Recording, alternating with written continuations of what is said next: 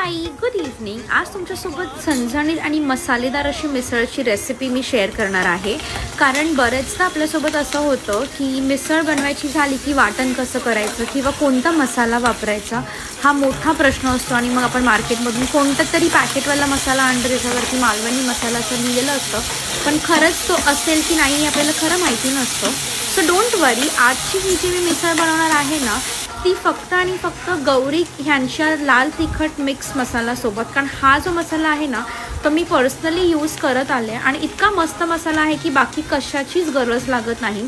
म्हणजे धण्याची पावडर किंवा गरम मसाला किंवा अजून कोणता स्पेशल मसाला, हा एवढा सुंदर आणि ह्या मसाल्याचा जो सुगंध आहे ना तो खूप जास्त भारी आहे।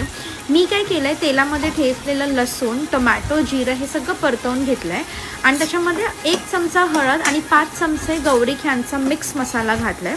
सगळं व्यवस्थित असं परतवून घ्यायचं। तुम्ही याचा रंग बघूच शकताय। त्याच्यानंतर मी घातलाय वाटण। तुम्हाला जेवढी ग्रेव्ही थिक हवी आहे ना तेवढं तुम्ही वाटण घाला।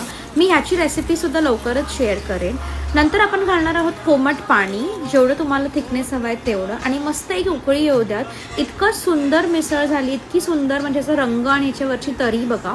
मी गौरी ह्यांचं पेज खाली टॅग करते, त्यांच्याकडे खूप व्हरायटीजचे मसाले आहेत। सो तुम्ही सुद्धा आता लगेच जा आणि परचेस करा। Thank you, bye bye.